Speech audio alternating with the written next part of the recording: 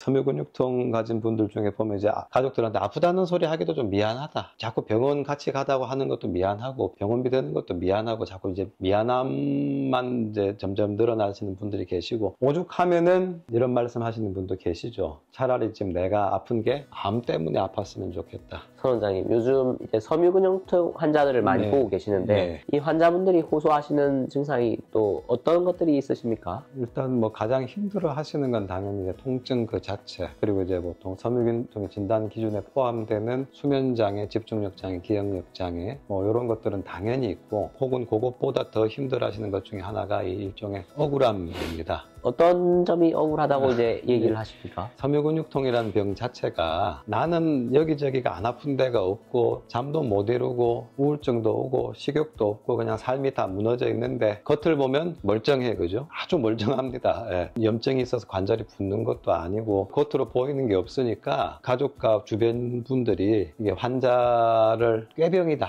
혹은 이제 뭐 김 원장님도 이제 그런 말씀 많이 들었지 않습니까? 섬유근육통 환자분들한테 가족분들이 주로 뭐라 그럽니까? 운동을 좀 하면 낫지 않겠나? 네. 운동을 좀 해라. 예, 뭐. 이런 얘기를 많이 아니, 하십니다. 네가 운동도 안 하고 그렇게 게으르게 있으니까 자꾸 아프다고 가만히 있지 말고 운동도 좀 하고 산에도 가고 좀 열심히 살고 긍정적인 마인드로 살면 될 걸, 그걸 자꾸 맨날 아프다고 찡얼대고 있고 하니까, 그러면 환자분도 처음에는 이제 서운한 마음도 들고 하지만은 이게 오래되다 보면은 나를 또 자책하는 분들도 계세요. 아, 내가 진짜 좀 운동도 안 하고 내가 내 몸 관리를 못 하고 내가 부정적이어서 이런 병이 온 건가 하면서 이제 점점 이제 스스로를 자책하는 단계까지 가시는 경우도 많이 봅니다. 김 원장님도 아마 많이 보셨을 거고. 예. 그렇죠. 그래서 실제로 운동을 시작하셔서 뭐 운동을 열심히 하시는 분들도 계십니다. 예, 해서 이제 물론 이제 운동을 하면은 섬유근육통이 충분히 이제 어느 정도 효과를 볼 수도 있지 않습니까? 하지만 이제 그것만으로 이제 충분히 좋아지시는 경우라면은 적극적인 치료가 필요 없는 좀 가벼운 분들이고, 심한 분들은 이제 운동을 하고 내가 생활 관리를 하고 먹는 걸 관리한다고 하더라도 좋아지시는 데는 한계가 있으니까, 아, 이것도 아닌가? 이렇게 해도 안 되나? 그럼 뭐가 문제지? 자꾸 몸은 아프고 가족들은 왜 아프냐 그러고 억울하실 수밖에 없지 않겠습니까? 그렇죠. 그래서 점점 이제 환자분들도 이제 가족분들한테 더 이상 이제 아프다는 소리를 점점 안 하게 되시죠. 섬유근육통 가진 분들 중에 보면 이제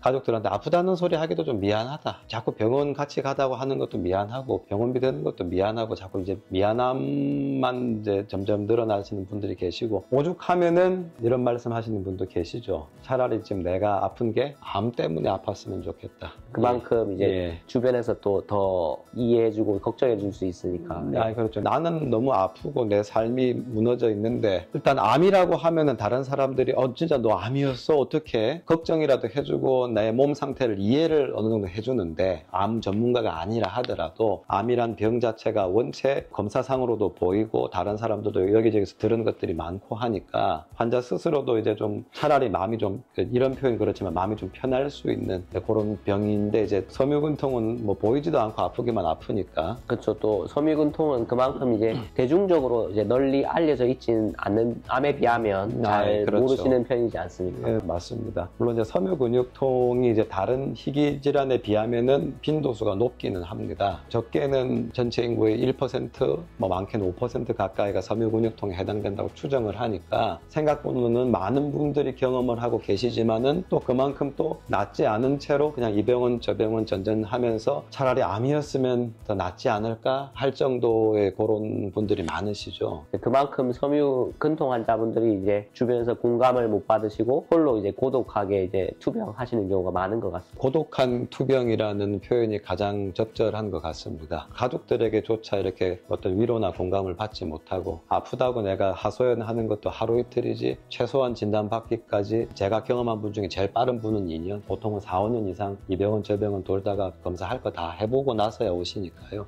얼마나 괴로우셨겠습니까? 과거에 이제 이런 환자분이 있었습니다. 20대 젊은 여성분이세요. 대체적으로 이제 건강합니다. 좀 근육량이 좀 적고 체형이 마르고 체력이 평상시에 좀 약하고 이런 거 외에는 대체적으로 건강하신 분이고, 가족분들도 저도 그 당시에 이제 모친께서가 약사시고 뭐 아버지, 삼촌 다 뭐 의사분들이시고 그러니까 집안이 다 의료인 집안이세요. 근데 이제 제가 보니까 이분은 섬유근통인데 이제 이분은 이제 병원을 이제 돌면서 이제 하나하나 검사받고 치료해보고 배제하고 이런 시행착오를 겪는 과정에서 이제 소문 듣고 오신 분이시고 그러니까 이분이 이제 저한테 가장 크게 호소하셨던 부분도 몸이 아픈 것도 아픈 건데 가족들이 제일 못 알아준다. 우리 엄마고 아버지고 삼촌이고 다 의사고 약사고 사람 치료하는 사람인데 내 몸 아픈 거에 대해서는 그냥 뭐 젊은 애가 뭐 벌써부터 그렇게 아프냐는 식으로 어떻게 생각하면 또 가족이니까 더 좀 그렇게 보였던 걸 수도 있지 않을까 생각을 하지만은 굉장히 좀 그런 부분들 때문에 좀 고통스러워 하셨어요. 물론 이제 치료를 좀 집중적으로 해서 침 치료하고 잔약 치료 받고 하셔서 빠르게 좋아지긴 하셨지만은 이미 그 이전